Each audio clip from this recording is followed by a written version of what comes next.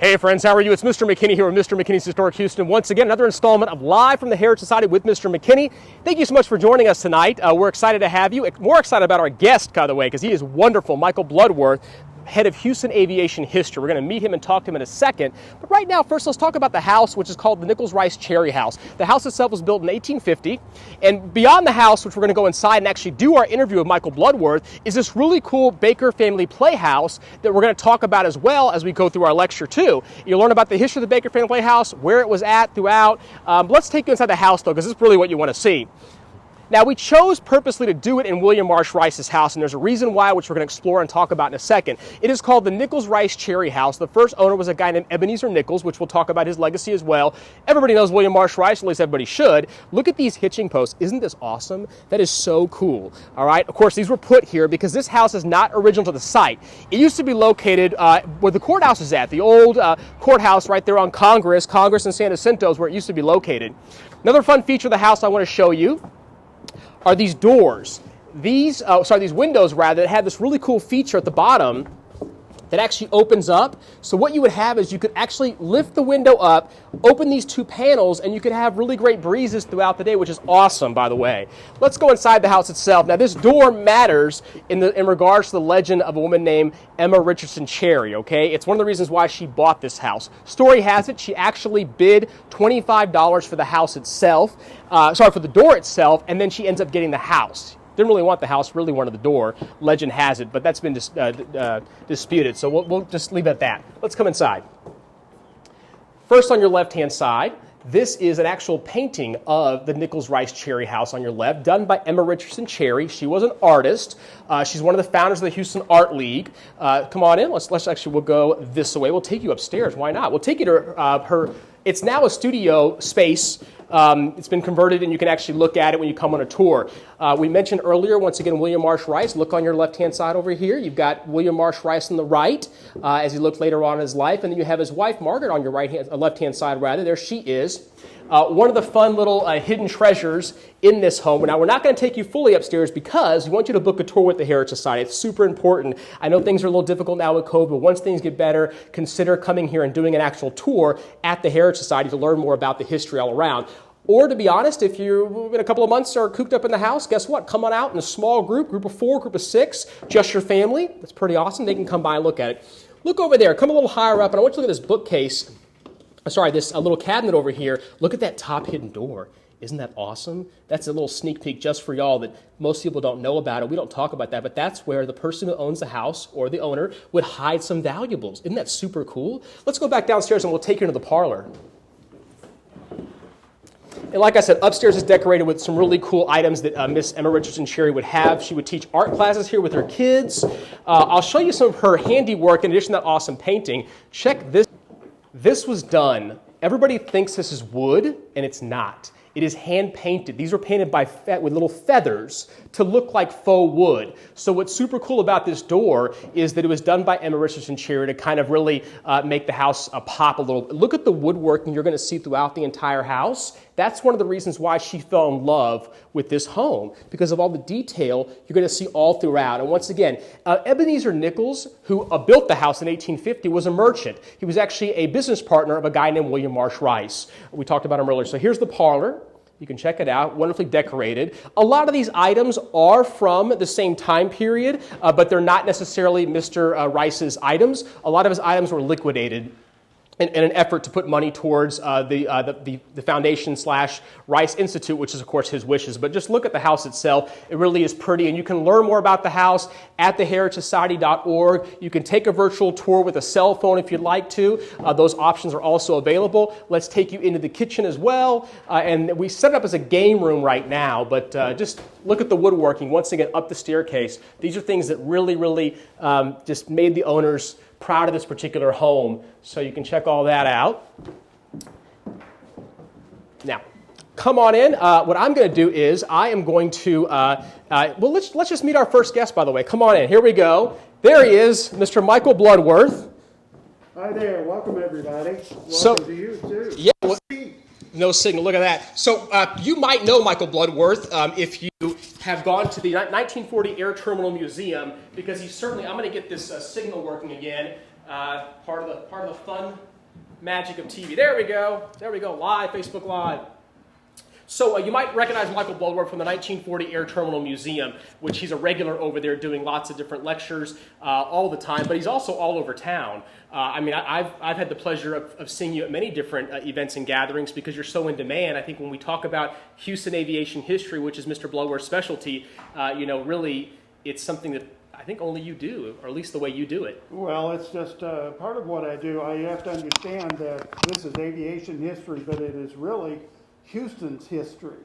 And as such, it's not just about airplanes, but it's about the people, the figures in Houston's past and present that have contributed to making it such an important city as we move into the 21st century. And you talk about the backroom deals, you talk about how some of these spaces came to be, and I think that really fascinates people. And then Mr. Bludworth will also talk about things that used to be airports, which we'll get into as well. So we're super excited to have you. Real quick, I want to make sure everybody who's listening and tuning in realizes this is part of a series that we're doing here at the Heritage Society. Once again, it's called Live from the Heritage Society with Mr. McKinney. We feature a different historian every single Wednesday. So we'll be doing that next Wednesday with Kimber Fountain. She'll be with us, and we'll be doing over the St. John's Church, that beautiful 1891 church, and then she'll be talking about the history of Galveston, the Maceo family, and of course the Red Light District and the seawall. Then we're skipping a week, but on the 29th, we've got Stephen Fenberg. Stephen Fenberg wrote the book about Jesse H. Jones. You might have heard of Unprecedented Power, which is a really wonderful book about, look how thick this book is on Jesse H. Jones. It is everything you ever wanted to know about the legacy of Jesse H. Jones. And we're going to do that over the Sedai House. Those not familiar with the Sedai House, it was built in 1905. It's our youngest house that we have here at the Heritage Society. And Mr. Henry Sedai was actually in oil. So it makes sense for us to honor someone like a lumber and oil baron that is Jesse H. Jones. And once again, this is Kimber's newest book. She'll be talking about the Maceo family, which is the authorized biography. That makes it super cool because it's all about the family itself, some of the backroom deals about the Maceos and how they got everything going, so in the Free State of Galveston. So we're looking forward to that happening. But again, Stephen Fenberg on the 29th, and then Will Howard's going to be with us on August 6th. So just a really great collage of important historians here in Houston that really care about our city, that have been talking about Houston's history for many years now, and in some cases decades, and we want to give them a chance to get out there and for y'all to like and follow their pages. We are going to, by the way, talk about Mr. Michael Bludworth's page, which is called Houston's Aviation History, and people can definitely follow on that. So we'll talk about that in detail as well. Well, let's talk about Michael Bludworth. Here he is. Can you see the photos okay? Yeah. Because some of them are going to kind of connect the dots. Well, you're a native Houstonian, right? For the most part? Or how long have you been here? I got here in 1965. But my family's been in Texas since 1829. That counts. So, yeah, we've been here. Houston's my hometown, effectively. I love that. So, and I guess you fly as well, correct? I fly every chance I can get. I'm not a pilot, so someone else has to fly me, but I'm ready to go. If anyone's listening, I'm ready to go. Well, you certainly play the part. Like I said, we're in the Nichols Rice Cherry House that we talked about earlier. To us, that's important because we wanted you to see the house itself. Obviously, our little tour that we're doing doesn't give it justice. I'm going to be looking online right now to the Heritage Society's page, and the reason why I'm doing that is to listen to your questions. I'm sure you'll have questions about our wonderful speaker. You're more than welcome to ask them. We will get to the questions. We've got some wonderful folks that are helping us behind the scenes to make it happen. So if I seem distracting as I'm looking at this, it's only because I'm trying to get your questions out there. So let's see. Well, let's talk about Houston aviation history. Well, there's so many aspects of it. Of course, we're past 100 years of Houston's aviation history. A lot of people don't know that the first airplane flight in Texas occurred here in Houston, actually South Houston.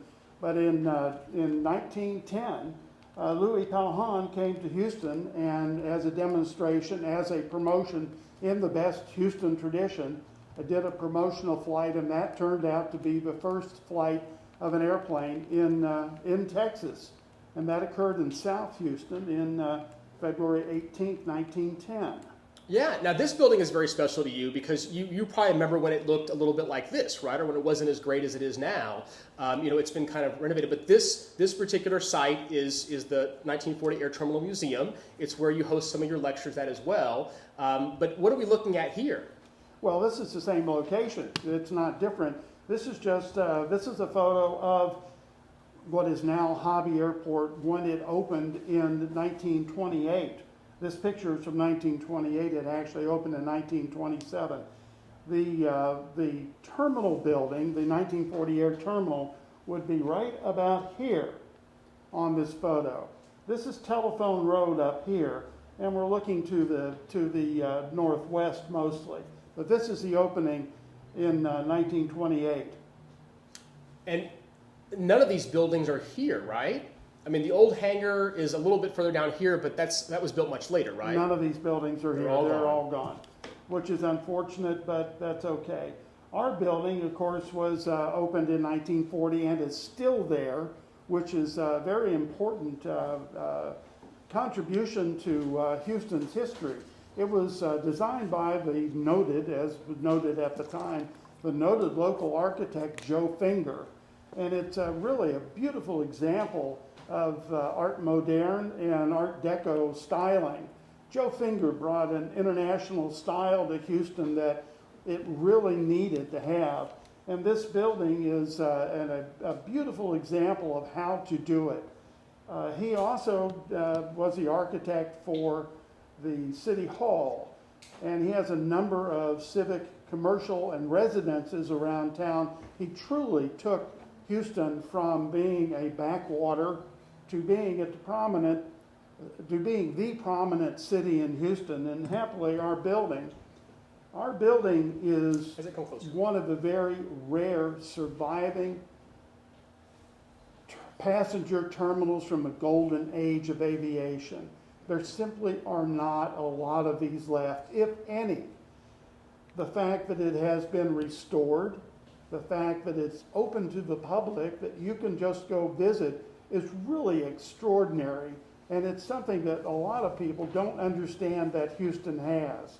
It is open even during these trying times we're having. It is open from Thursday to Sunday, and you are welcome to come on out. It's out Telephone Road. It's at Hobby Airport on the west side of Hobby Airport, but you're welcome to come out. Not only can you tour the building, but it's a great opportunity to watch traffic at Hobby Airport with the airplanes coming and going. What we're looking at here is our original hometown airline, Pioneer Airlines, and they're displaying their DC-3 in front of our building in 1946. Pioneer is forgotten. They left town in 1953, but they were one of our Pioneer Airlines in Houston. Houston, well, we're back to 1928 now. This is a period postcard that shows all the people that turned out. In 1928, to come out to the airport was a 45 or hour-long drive down a crushed shell road. It was, there were a lot of complaints that the new airport, the Houston airport, was so far out of town that it was inconvenient for Houstonians to make it out there. And I say that in the regard that there were a number of other airports that were in town. Hobby Airport, what we now know as Hobby Airport, was not the first airport in Houston. Matter of fact, in 1925, only 2 years before, there were a total of 5 airports in town. Even Rice Institute, as at the time, had a flying field. However, none of these flying fields met the requirements of the Bureau of Air Commerce.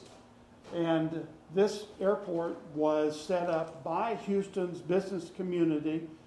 Mr. McKinney has spoken about the movers and shakers. Well, a mover, W.T. Carter Jr., got it together to get the business community to produce this airport solely for the purpose of bringing in U.S. airmail. And they succeeded in doing that. And that's part of what we're seeing here is the grand opening of the airport on March 2nd, 1928. Now let's go a little backwards though, because we got an airport for a reason. There's a reason why we got an airport. What was the main catalyst for Houston getting an airport, a municipal airport? Well, they needed Houston needed an airport that met Bureau of Air Commerce Class A characteristics in order to receive mail.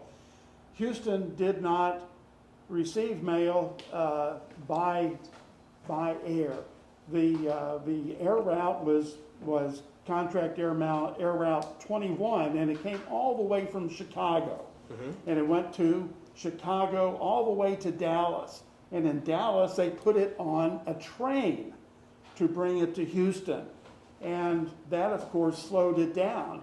And that put Houston a minimum of 2 days behind anything that Dallas was doing. So if you're preparing bids, sending invoices, getting receipts, anything, Houston was at best 2 days behind Dallas. The Houston community, the Houston business community responded immediately by moving to open an airport so we could also receive airmail. It took 2 years and then it came in. For me, the biggest thing was that you said that Dallas had airmail before we did. Absolutely. And as you say in most of your talks and lectures, that can't be. That's intolerable. It's intolerable. So what's great about that is the business community coming together to say, we've got to do something now. Speaking of movers and shakers, one that you wanted to talk about, you often enjoy talking, and you actually connect the dots. Michael Bludworth lets people realize that we have a very famous Houstonian who is, or Humble, Texas rather, who is an aviating pioneer and a daredevil, somebody who people love and respect. Talk about this guy over here. Well, this, of course, is Howard Hughes, a well-known local boy who did well. And this is a parade that they're giving him. This is in July of 1938. Howard Hughes has just made a record-setting around-the-world flight. And this captured the attention of America and Americans, and the city of Houston decided to throw him a party, as you can see here. And on July 30th, he came to town. This is a press conference at the airport. He came to town, and they announced that they were renaming Houston Municipal Airport as Howard Hughes Airport in his honor. And there's the old Houston Municipal Airport. This is the old one, correct? This is the 1928 terminal. Yeah, and that's something. That's the wooden structure. It's no longer there, and physically, the 1940 is on that site, correct? No, or close to it, further north. It's down from it. And is that the hangar that we see now? Because there is a structure that goes back to the 1920s, right? That's on property. Yes, that's not it. Okay. The hangar that you're speaking of is excitedly called the WR4 hangar. It was opened in June of 1929. It's a masonry hangar, a very unique hangar. It's easily the oldest building on the property, and it is part of our museum's campus. It is available for tours, and you really need to go take a look at it. But no, it's not that hangar, and it's not Frank Hawks' hangar either. No, but this is a guy that you want to talk about, because when it comes to additional heroes and people that young people look up to, I mean, aviators were kind of like the astronauts of the day, right? I mean, young people, would gravitate towards them, and so would adults. But you wanted to talk a little bit about Captain Frank Hawks. Let people know who this gentleman is. Well, this is Frank Hawks, and as you can see, he's the fastest speed flyer in the world. He made a number of record-setting flights in the 20s and 30s that set up records, but he was also being the star of movie serials, radio serials, and not only serials, but cereal. You could buy cereal toys for him. He was very prolific. Matter of fact, I have his book here, Speed, which he wrote. And of course, this book, he talks about the Houston airport scene. He actually owned one of the airports here in Houston for about a year. I always like to say that he autographed this book as well. Wow. I didn't get him to autograph it, but he did autograph it.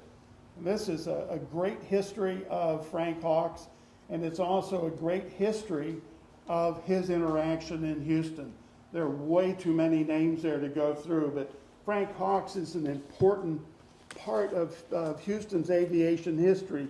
Now, see, as a historian, Look at some of the here, items that Mr. Bludworth brought. These are part of his personal collection. And once again, he runs a Facebook page that's called Houston's Aviation History. You need to join the group and join the page because you'll learn so much. You post almost daily or weekly about Houston aviation history. There's no shortage of great items you're going to find, including a lot of your memorabilia. Well, it's photos tell us so much, and I see you have this photo right here. And the folks at home, do you know who this famous Houstonian is? Anyone come up with that? 3, 2. This is Jesse Jones, Mr. Houston. Yep. And here he's congratulating Frank Hawks on some celebration. But here's the original photo, and happily it's part of our archives.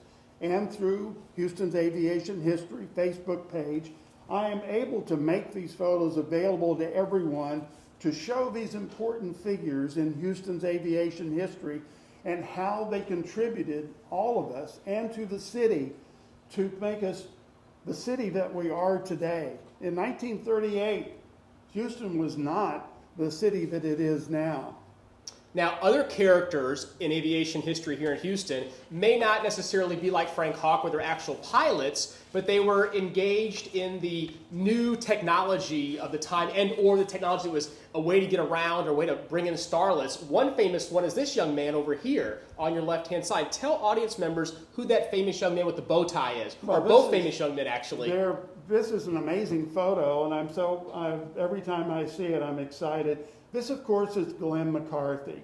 Glenn McCarthy would eventually become famous because he was the central character in a movie, Giant, and he also had a very flamboyant opening. With Elizabeth Taylor and Rock Hudson and, of course, James Dean. That was a big deal, and it gave Houston a really good, look. Yes, it did. It put us on the national stage.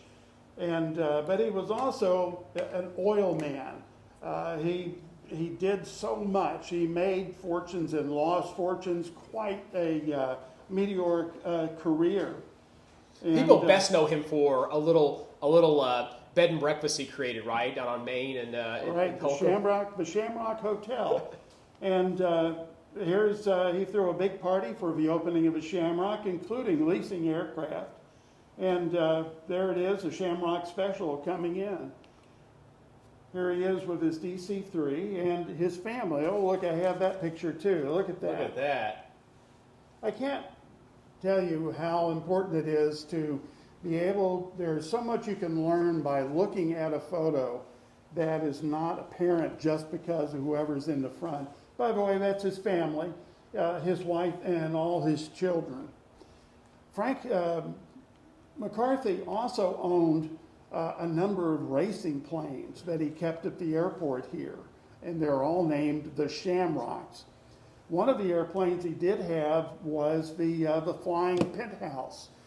Howard Hughes had a Boeing 307 that he purchased in 1940 solely for the purpose of ferrying starlets from Hollywood to Houston. This is his hometown. Hughes never forgot that this was his hometown. He would come here to unwind, and he would bring Hollywood with him. Look how luxurious this is. I mean, and of course, this is what it looks like today. These are all photos from Houston's Aviation History, which is Mr. Michael Bludworth's Facebook page that he has. It's a group page, so you can join the page. So please do, because you'll learn with these daily posts that he does about aviation history. You will just learn so much about our city's past. But this is the plane nowadays, and look what it became, right? It's a houseboat. It is on dry land now. It is no longer out there. But there it is, and the interior is pretty much the same. But they only built 12 of these airplanes. One is in the Smithsonian, and this is the other one. So this is a great save for all of us that is able to come down this far. This airplane sat derelict at Hobby Airport for nearly 40 years. Oh, wow. And James asked a question. He asked the question of, what was Hughes' plane? So I guess this answers one of the questions that James had, but he had multiple planes. He had many, many aircraft. I mean, people know the Spruce Goose, and they know the famous ones that, right. made waves, but... Here he is. Here's Howard Hughes. Later years. He's in the cockpit of a B-23. This is a World War II bomber. He ended up owning 6 B-23s. And we actually have a couple of photos of them on the ramp at Hobby Airport. But there he is. And this is the post-war Howard Hughes, a great Houstonian who did many wonderful things for his city. He never forgot the city. So for those folks that are just joining us on Facebook Live and Instagram Live, thank you for doing that. We're here with the Heritage Society, here at the Heritage Society in Sam Houston Park. We're in the beautiful 1850 Nichols Rice Cherry House, which we talked about it earlier, and you can always book tours here. But and we're here with Michael Bludworth, by the way, with Houston Aviation History. Let's go back to the beginning. Let's talk about the first flight in Texas, because you mentioned this milestone earlier, but this is from your Facebook page, which once again is Houston's Aviation History with Michael Bludworth, puts it together.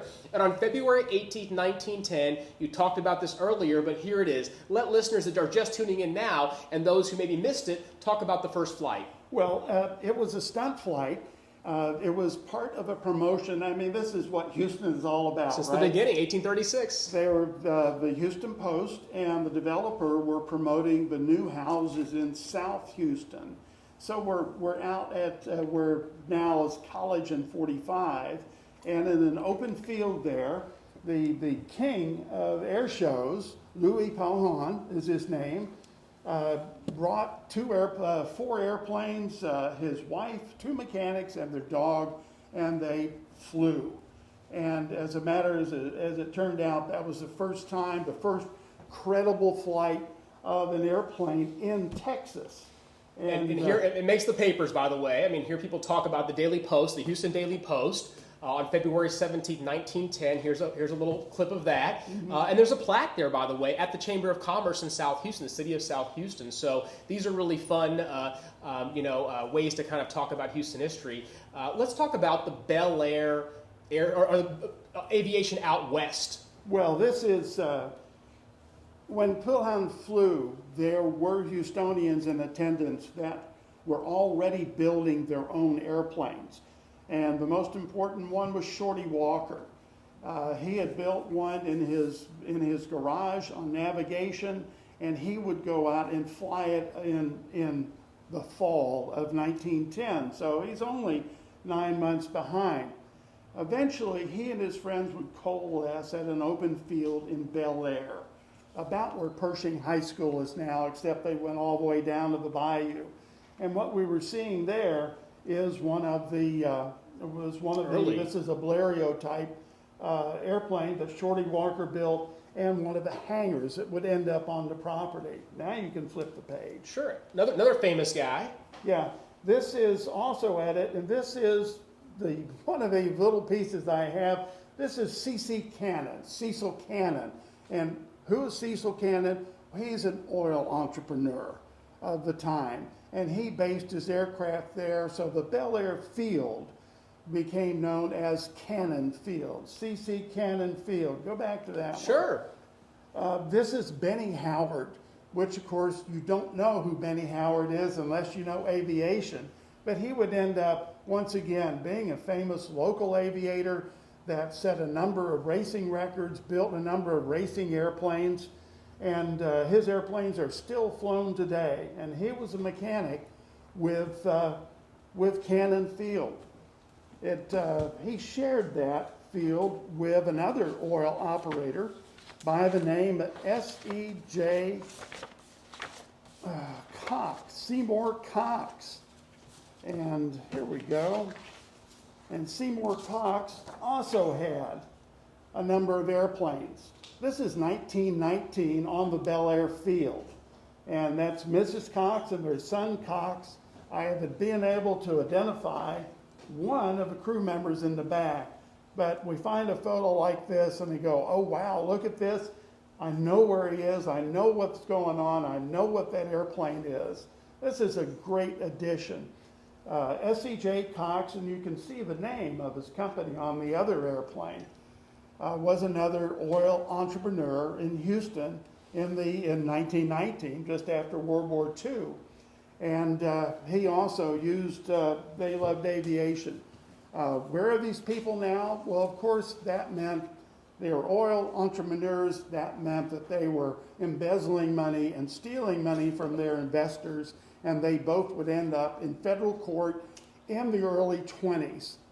So it's another great Houston story in the most traditional way. It's Enron back in the day. More photos of the Bel Air Field. This is, of course, circa 1929. All these amazing photos are from Houston aviation history. There's a better one of C.C. Cannon Field over there, and there's the photos right there. That's the original right there. And this is Bel Air. Well, technically it's Houston, and we're going to talk about where it is in a second, because I think it'll blow people's minds. I want you to give that big an announcement. But look at the prairie out there. I mean, it was really not developed in 1919, the area we're talking about, by the way, you'll notice that just to the north of it is the city of West University, which is 1917. It was plotted out. Southside Place is 1925. Bel Air is 1908, so Bel Air does exist in this area, but it's further out west. This is really in between Houston and the city and the town of Bel Air. Well, Bel Air is not next to Houston. They intentionally put it out in the prairie. Correct. So it was not part of Houston. Part of the selling feature. You can get your own farmland. And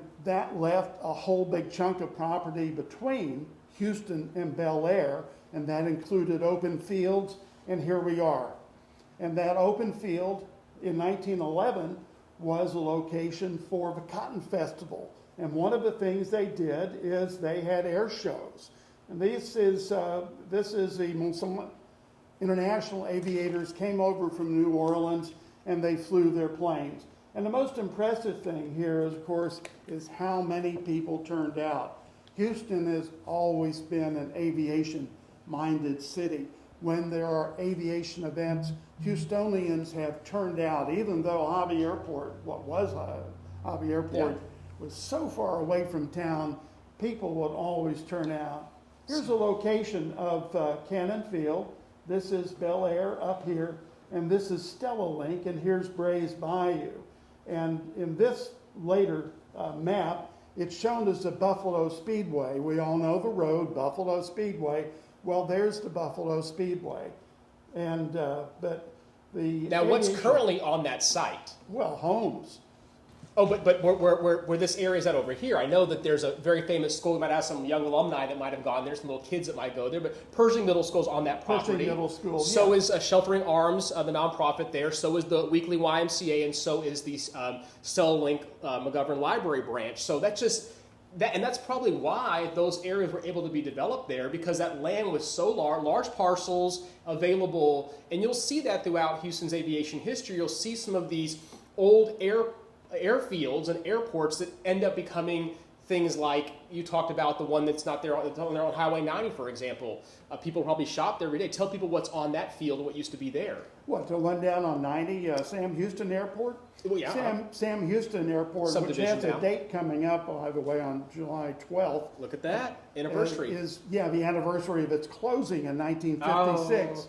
Sam Houston Airport was the second largest airport in the Houston area. After World War II. And this is by Butler Stadium. It's just north of Butler Stadium. It's in the Westbury area. There are physically homes on that site now. But talk about the one that's on Highway 90, a little further up. Highway 90 and Old Spanish Trail, Kirby area. What used to be there and what's there now? Well, that's South Main Airport. Yeah. South Main, this is about where the Target, the Super Target next to the Dome is right about here. Here's OST, and this is Main Street coming in. This was all outside the city, of course, when it was in business. And these were all sod runways. They did not have paved runways. But this is South Main Airport. When this got sold off, they essentially moved over here.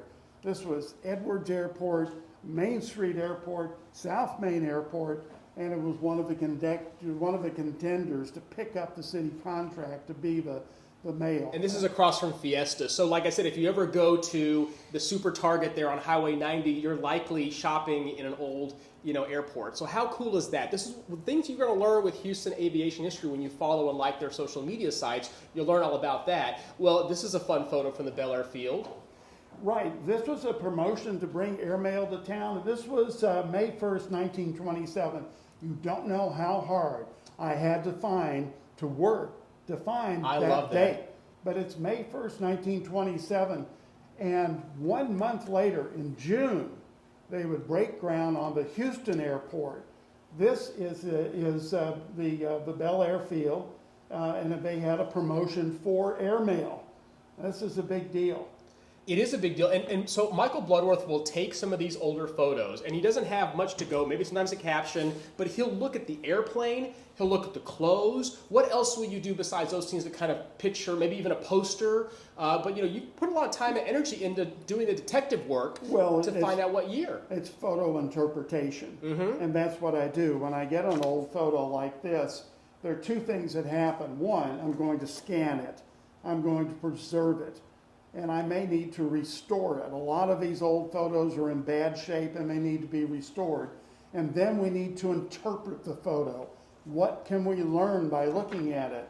This happens to have the news information on the back since it's a news photo, but there's even more to be learned from it. And so, yes, I enjoy photo interpretation. I enjoy trying to figure out the things that are not so obvious in the photo. We're so happy, we're so lucky that photography was as big a hobby in the 20s as flying was. And if you had an airplane, you wanted to have a picture with it. So they did, just like this. By the way, Mrs. Cox and Hal Block and young Master Cox are going to take this airplane and fly to school in New York in October of 1919, which is why we had that picture. It took them the better part of 2 weeks. They didn't crash. They came close once. Wow. But it took 2 weeks to get to New York in this airplane, a Curtiss Oriole if you're keeping notes. So a lot of stuff to be seen. Now, move us through Houston aviation history, because we now have, people might remember this little character in the middle. It's, of course, Roy Hoffines. He was mayor of Houston at the time. But here he is at the 1940 Air Terminal Museum, which later becomes the Houston Municipal Airport, that's what it's called. But check out, you actually got the original photo, Here's the original photo. Oh, look, it's a vertical. Yeah. Well, there's no point in the top of it. I think that's the beauty part, right? But it's all great though. But the photo itself, you want the characters, of course. I want the people. I want the people. This is, of course, Roy Hoffines. Roy Hoffines was mayor of Houston at the time, and he would be in the administration when the current hobby terminal opened in 1954. This is Brian Eby, who was on the Chamber of Commerce. This is, and I'm not going to be able to come up with this name without cheating. Can't remember everything, that's a big problem. You try and remember everything and you can't do it. But they're both with the Chamber of Commerce, and they're looking over plans for the new airport, which of course is going to be the Hobby Airport. So this is Hobby Airport, modern, Hobby Airport now. It's not modern yet till we recognize it, but walk us through the opening of it and how big it was to be able to have this brand new airport in 1954. Well, it was a big deal, and it was a big airport, and it was actually called Houston International Airport. Even though they got the sign wrong here, it would turn out to be Houston International Airport, and it would stay that way until 1967. There's Jimmy Doolittle speaking. This is the opening, the grand opening, October 30th, 1954. For a lot of you and me, this is the Houston airport that we flew out of. This is what we recognize. Here it is. This is a postcard from the as-built condition. You can see a great scene if you go to the John Wayne movie, Hellfighters. Oh, yeah. They meet him at this airport and they spend time on the ramp. We're getting more pictures. Now we're just in the early 50s, and now we have more pictures. After World War II, we have many pictures. Before World War II, not so many pictures. Here's 1985. This is a good example of the renaissance of Hobby Airport. Southwest Airlines came back to Hobby Airport in 1974 and started operating out of there, and that provoked the city and other air carriers to revitalize Hobby Airport. And this photo in 1985 really shows that it's maxed out at Hobby Airport. Let's, we only have about, 15 more minutes, so we do want to keep going, but let's quickly talk about other airports besides, Hobby Airport, of course, which is the municipal airport, which morphs to what we know today. Another airport people might not realize or think of anymore because it's not as utilized as it used to be. Talk about that airport. Well, this is Ellington, of course, and it's not really an airport. It's a U.S. Base, Army field, which opened in 1917, and it had quite a number of events. It's quite a large outfit, but of course it was so far away. It's not even close to Houston. It's in Genoa, Texas, right? In Genoa, Texas, which is a story in itself. But so we had a large airport, but it wasn't used for any civil purposes whatsoever. And then talk about this character, this gentleman here, because there's a sad story. Well, this is Erik Ellington, of course, and he was an instructor. And he would eventually, of course, die in a crash, like so many of them did, in California. And they'd apply his name to the new training base that opened in Houston in 1917. There's so many good stories. Another hero that passed away in the line of duty or in flight. Talk about this particular tree. Well, this is the hero tree. This is and the plaque, of course, for Captain Gary Harrod, who in I forget exactly when, isn't there a date? Well, I think 1961, his jet flamed out and he crash landed it in Meyerland. And he skillfully avoided crashing into homes and a school. And because of that, they put up the hero tree and a plaque in Meyerland to commemorate his sacrifice. There are a number of small, this is an aircraft similar to what he would have been flying in the early 60s. He was out of Ellington, and like I said, he had a flame out. And people don't think about, this other important aviation history milestone here in Houston, but obviously being the medical center, being the world's largest concentration of medical facilities, there's something else that gets pioneered here in Houston by a very colorful Texas character. Tell us about this program. Well, we're talking about Life Flight, of course. This is not the first air ambulance in the world, but the first one that is part of a hospital. Dr. Red Duke, of course, instituted this, and it's still a part of our what goes by every day in the air. We see these medical helicopters going. Here's one at the museum at one of our open houses. And it's just another example of how Houston has always been innovative in using aviation. And moving on, I do not have a picture of that. I have. Oh, that's okay. We got more pictures. In fact, people might not realize this Albert Finn designed hospital, which is, of course, the Veterans Hospital here in Houston, not too far from there, another airport. Talk about that a little bit. Well, this is Cunningham Field, and this is Old Spanish Trail here. The Veterans Hospital is still there, but of course now there's a lot more. But in this corner, and this is one of those things where, gee, what a nice picture of the Veterans Hospital. And then you go, well, what's that? In the background, you go, well, that's another airport, and you begin to do the research. It's a very small field that never amounted much, and it's just few references to it. Here's Cunningham on a... There's some apartments there now, I believe. Yeah, townhouses and all, and have been for a long time. Isn't that great, though? So the people that live in those townhouses have probably no idea there used to be Cunningham Airport underneath their feet. So which, not too far from the hospital, of course. This is a fun photo, and it's an example of what Michael Bludworth does on his page, Houston's Aviation History. Here he is looking at a flyover, right? This plane that goes over an area of Houston, but what's so interesting is what's in the photo. Tell listeners and viewers at home what's in the photo. Well, this is Montrose. This is the heart of Montrose. This is Westheimer running this way, and here's Montrose Boulevard coming up. And it dead ends, and a lot of people, including myself, didn't realize that Montrose ended at Westheimer. And we can see clearly here that that's exactly what we have. Here's the Tower Theater, and here's the Tower Community Center. This is a shopping center which is still there. Half Price Books is a chain. Well, the Walgreens used to be. This is a Joe Finger designed shopping center, although it's completely covered over. This is a Trans-Texas, our real hometown airline, a Trans-Texas Airways DC-3, and they're making a publicity flight. Ironically, this airplane, that very airframe, is the restored Continental Airlines DC-3 at the Lone Star Flight Museum.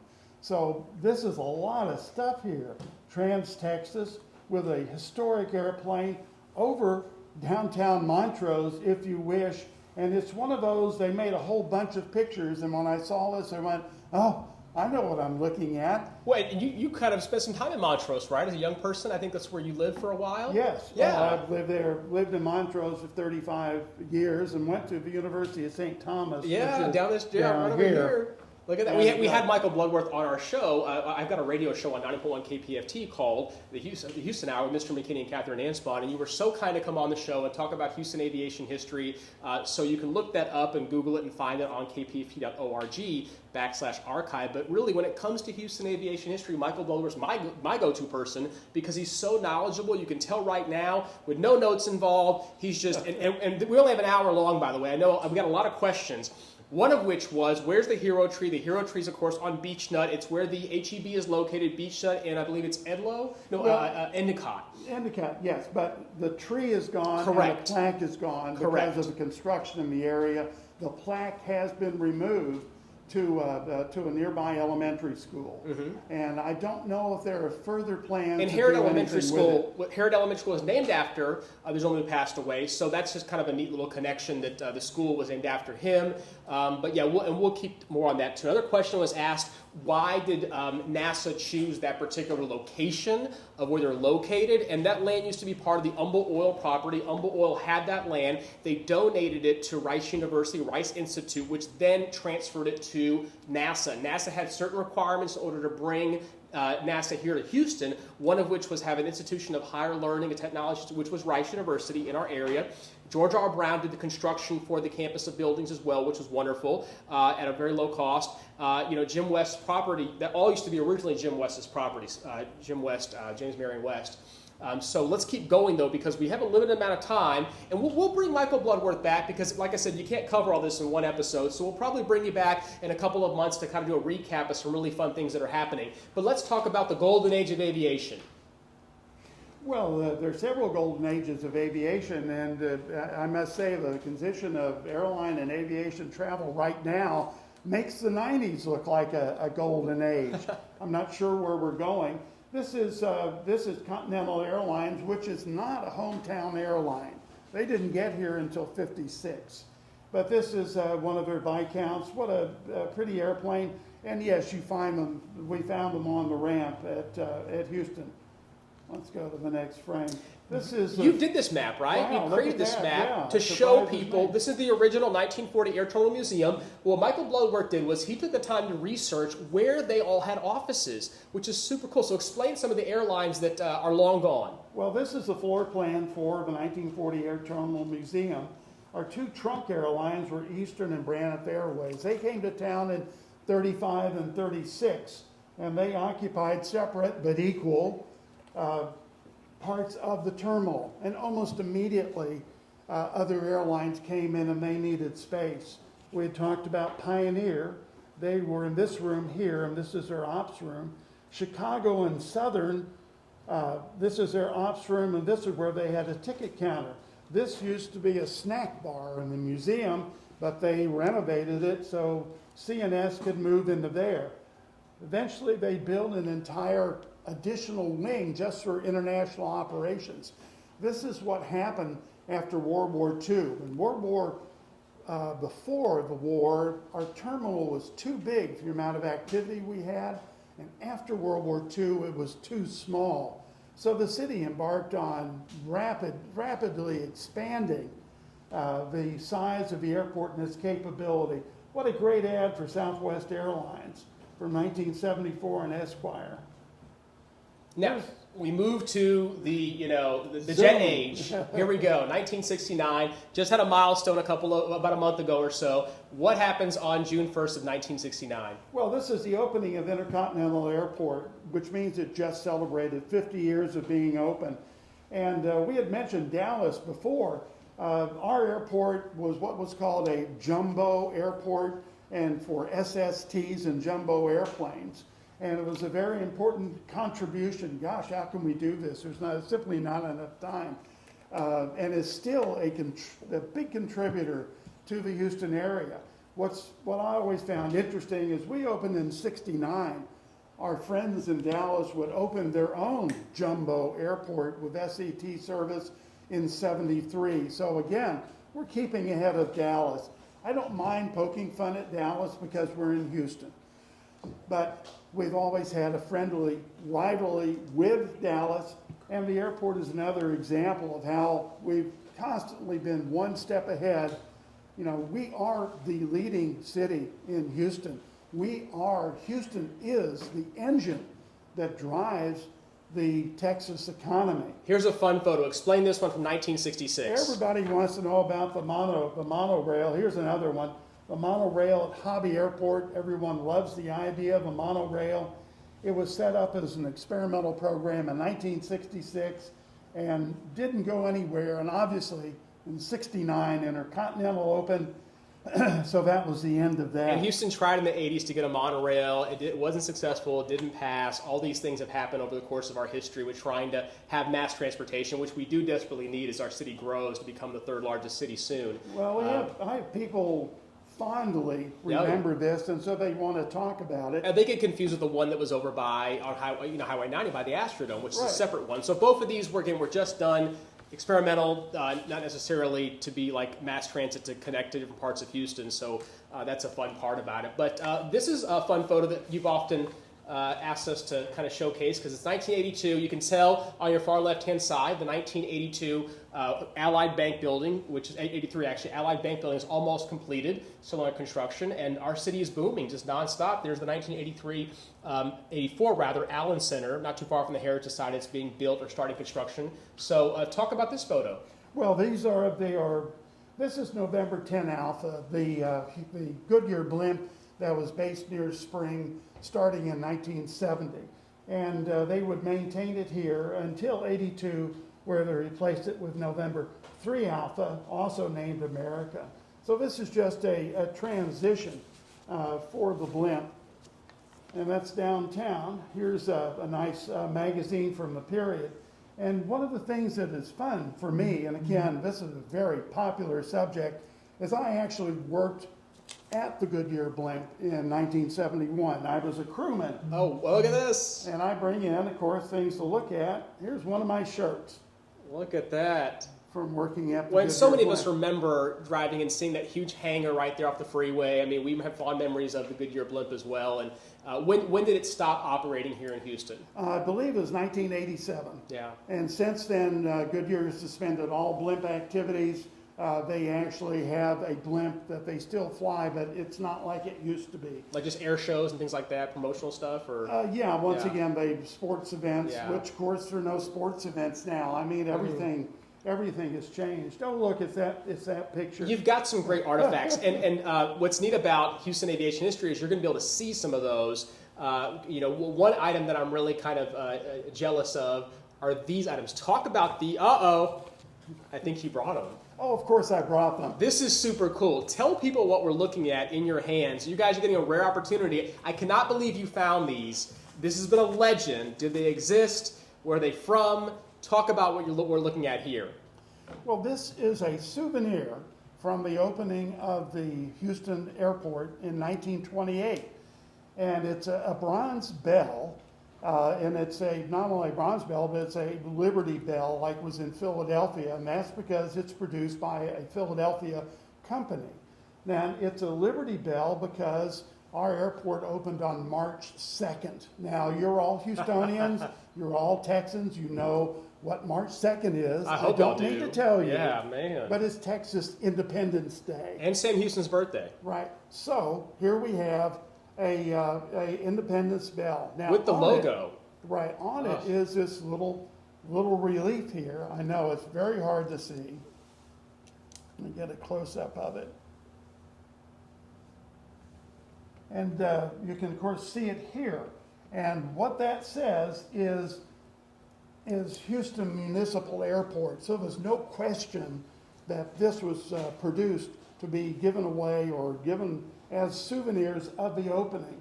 Even of more interest is the aircraft type on it, which is a Ryan aircraft. And there's two important things about that. Our airport opened in June of 1927, but of course it was Lindbergh who made the famous flight to Paris in May of 1927, and he flew a Ryan aircraft. Additionally, our buddy Frank Hawks that we talked about was the Ryan aircraft dealer here in town, and he actually had the pattern aircraft used for the Spirit of St. Louis was one of his aircraft. So here we are in Houston with a Ryan aircraft. It couldn't be any more appropriate.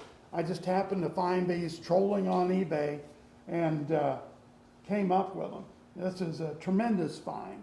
This is where you just have to be alert and ready. What can I say? You got lucky. And, well, it couldn't have gone in the hands of a better person because, and by the way, if you're out there and you have some really cool Houston aviation items that maybe your parents had or your grandparents had that you're not sure what to do with them, old photos, old brochures, things like that, Michael Bludworth and his organization, Houston Aviation History, will absolutely be happy to take them and catalog them and then use them as teaching tools for all the amazing lectures that you go throughout Houston and do. So just think about that. Sometimes it's nice to be able to offer them, and you can certainly donate them to Heritage Society and different places like that as well. When it comes to aviation items, it's nice to be in a complete collection like this where they can all be studied and utilized together. So just an example of why it's important to kind of keep an eye on that. Of course, it's our museum.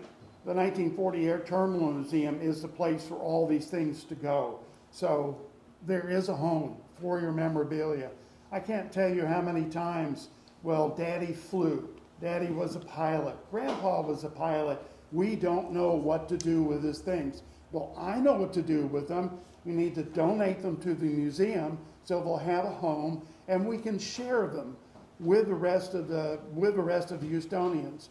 All these things are wonderful, but for me, the experience has been a learning experience. I have learned so much over these years that I didn't know. I have been able to find so many details where one thing leads to another and leads to another, and that explains why things are that way.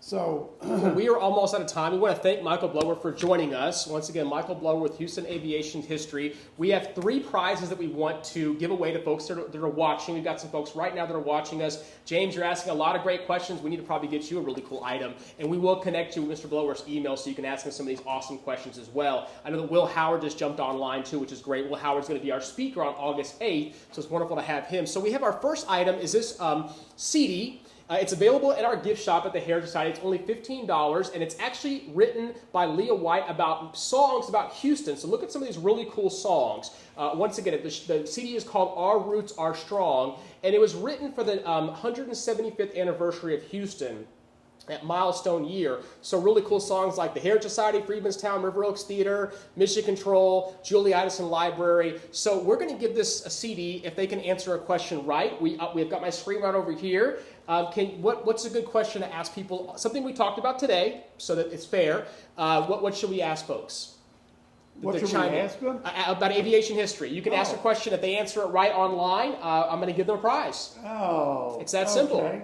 Well, what year did the first Houston Municipal Airport open? Okay, so the question is, what year did the first Houston Municipal Airport open? It's a date we've given out numerous times in this lecture. It's a date that's been on the screen a couple of times. So if you can answer the question right, you'll win this CD. I'm going to have our screen over here up and running.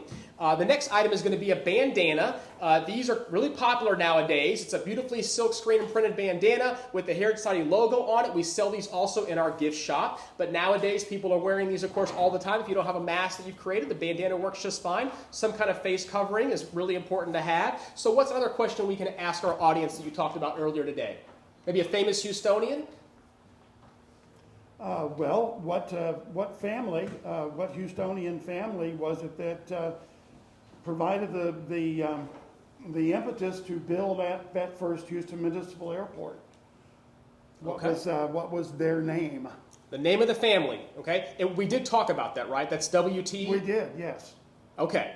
I don't think we did, though. We did? We didn't talk about W.T. Carter, the lumber magnate, who would have the original site that the airport was located on. So we're not going to make that a question. Let's ask something else. I'll tell you what. Can you guess where is some place that Mr. Bludworth worked at? He showed us an item, proof of employment at that location. It's not hot air, it's a true story. He did work there. So if you can tell us where he worked at, what famous, iconic airship space, I'll leave it at that. You win the bandana. So we'll let people chime in for that, and you can even do it later on as well. It's not hot air. You're really trying to make jokes? Well, I'm just trying to get some clues for people because I feel bad. And then lastly, this is a very long life of Alice's Playhouse. We mentioned earlier the Playhouse is connected to the William Marsh Rice House on site next door to it. This book was written by Andrea White, and the book is about the Playhouse itself and the journey the Playhouse took. It's a really special book because it talks about the Baker family, which is Judge Baker, of course, and then Secretary of State James A. Baker's family as well, and then Captain Baker of Rice University fame, the first trustee president, the guy that actually got us Rice University. So there's the book. It sells for $14 in our gift shop. Makes a great gift. We can mail this out. What's our last question we're going to ask people to win this book? We'll mail it to you. Gee, what's Houston's most famous hometown airline? What is Houston's most famous hometown airline? It was talked about several times. There was even a photo of it over the Montrose area to hopefully give it away. So we'll leave it at that. Thank you so much for joining us. Great showing. We do appreciate it. Let's see. And then I think we have some folks. I want to make sure we thank all the people involved. Thank you, of course, to Lana, who's our associate producer, Isaac Saravia, Kai also helping us out too, and then Key and Harden. We appreciate y'all. Thanks so much to Allison Aries Bell, who's our executive director at Heritage Society, and of course, Matt Basil, who is our board chair president. We'll see you next Wednesday, and each Wednesday at 7 o'clock. Once again, Kimber Fountain's going to be joining us talking about the Maceo family and the Red Light District. Thank you again to Mr. Michael Bludworth for being here and sharing your amazing knowledge. Anything else you want to say before we leave? Thanks for being around, folks. See you on the net. Once again, Houston Aviation History. Take care, Houston. We'll see you then. Good night.